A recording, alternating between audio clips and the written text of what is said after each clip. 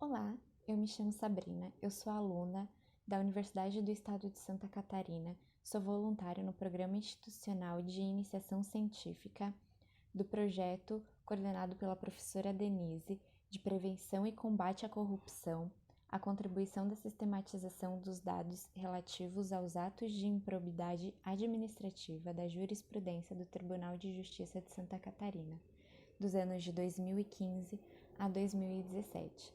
Esse projeto é ligado ao grupo de pesquisa Sapiência, coordenado pela professora Clerilei.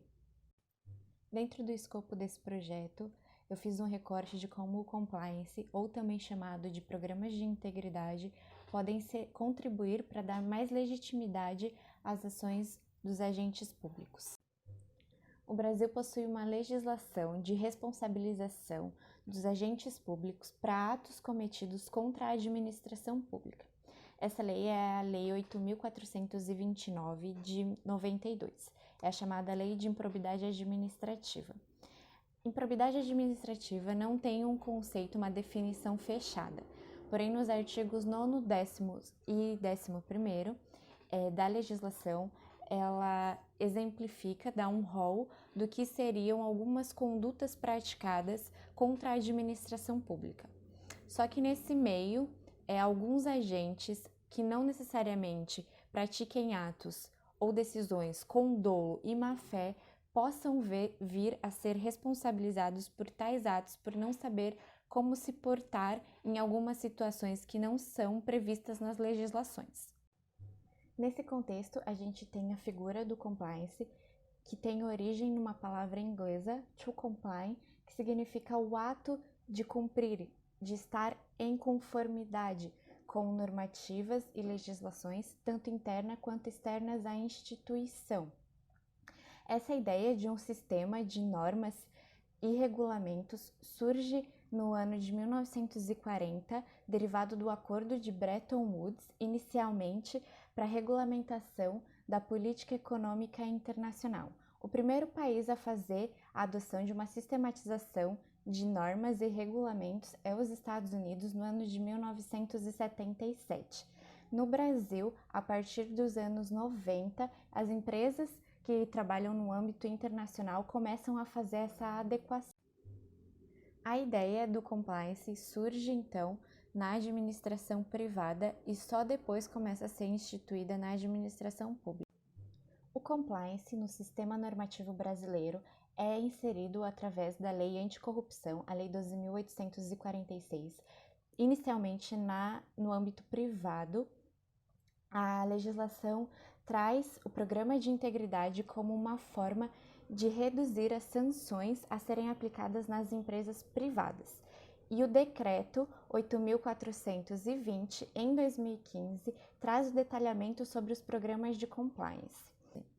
Em 2018, a CGU, então, faz a publicação de uma portaria 1089, que institui programas de integridade para a administração pública brasileira.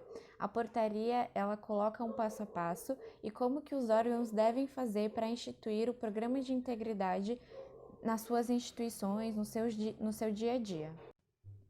Devido a muitos escândalos de corrupção e desvio de verba pública, a gente tem uma ação por parte dos órgãos de controle sobre os agentes e administradores públicos de responsabilização muito grande.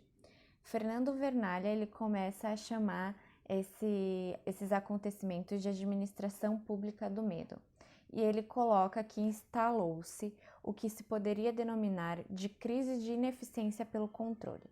Acuados, os gestores públicos não mais atuam apenas na busca de melhor solução ao interesse administrativo, mas também para se proteger. Dentro dessa breve explicação, é importante a gente entender que ferramentas como o compliance e programas de integridade dentro das instituições públicas brasileiras, elas devem servir como uma ferramenta para os gestores se ampararem para eles poderem tomar decisões sem o medo da punição. Então, essas ferramentas elas servem para legitimizar a ação dos gestores públicos.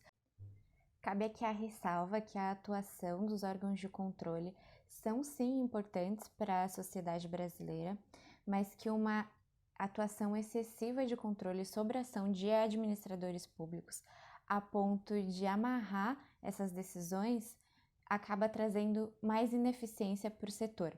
Então, programas como o de compliance e programas de integridade devem, se bem estruturados, criar uma cultura de transparência, de ética nas ações dos gestores públicos, a ponto de fazer com que as suas ações sejam legítimas e que gestores e administradores que não ajam com dolo ou com má fé, que eles não venham a ser responsabilizados através de uma boa estruturação de programas de compliance e de integridade na administração pública.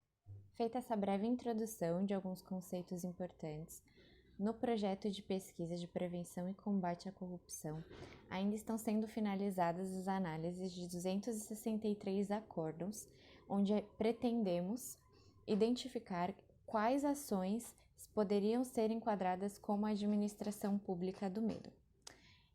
Espero que vocês tenham gostado, que tenha ficado claro, e qualquer dúvida estou à disposição. Muito obrigada!